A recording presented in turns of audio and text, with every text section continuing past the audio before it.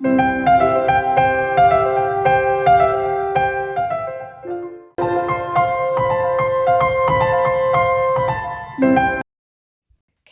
plays a very crucial role in muscle contraction. So, before we look at the role of calcium, we should take a look at the actin filament, which is the thin filament in the sarcomere. Here, the actin is shown by the blue circles. They represent the actin filament.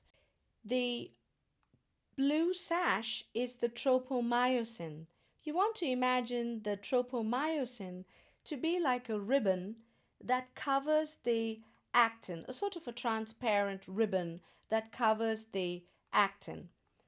The troponin is like a button that's on top of the tropomyosin.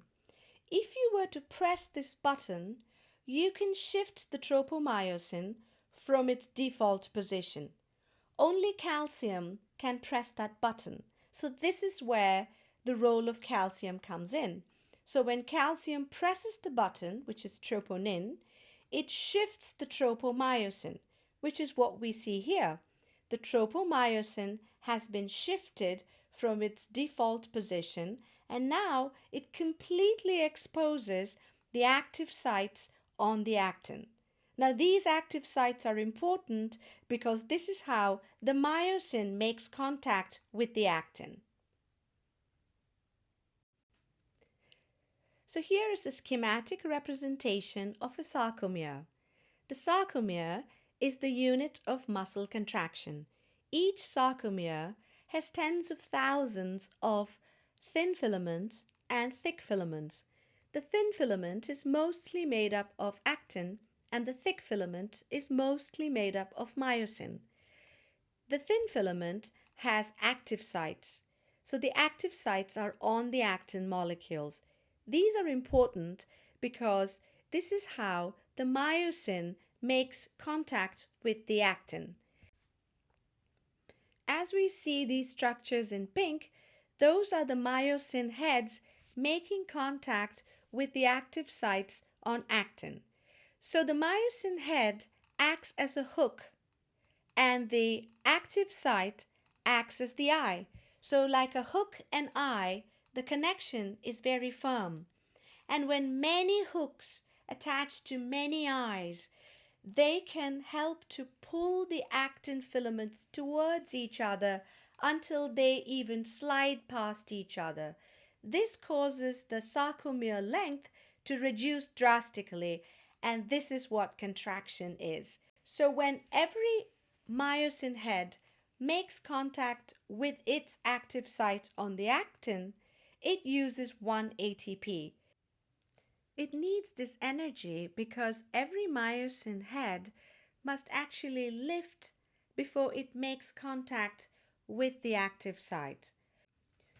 So when tens of thousands of myosin heads execute this power stroke in unison, contraction of the muscle is accomplished.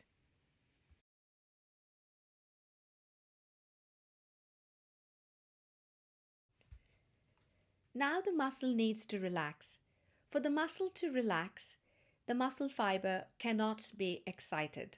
So no new action potentials arrive at the synaptic knob. So voltage-gated calcium channels do not open, calcium does not enter the synaptic knob, which means exocytosis of the synaptic vesicles does not occur. No more acetylcholine arrives at the synaptic gap. If this continues, then the levels of ACH will decline. Any remaining acetylcholine will be destroyed by a very important enzyme called acetylcholine esterase. This is ACHase for short. When acetylcholine esterase destroys any remaining ACH, there is no ACH to bind to its receptor on the muscle fiber. So these channels close. No sodium enters the muscle fiber, and so no local potential is formed in the muscle fiber. It is not excited. If the muscle fiber is not excited, it cannot generate action potentials. If there are no action potentials, then calcium returns to the sarcoplasmic reticulum. Not only does calcium not leave the sarcoplasmic reticulum, any calcium that's available also goes back to the sarcoplasmic reticulum. Because there is no calcium available, troponin cannot be activated. When troponin is not activated, then tropomyosin will shift back to its default position. So that's what happens next. Tropomyosin covers the active sites on the actin. Once it covers the active sites on the actin, the myosin heads cannot make contact with the actin, and so the myosin cross linkages are broken. Once these are broken, the actin filaments go back to their original position. They recoil, and the muscle relaxes.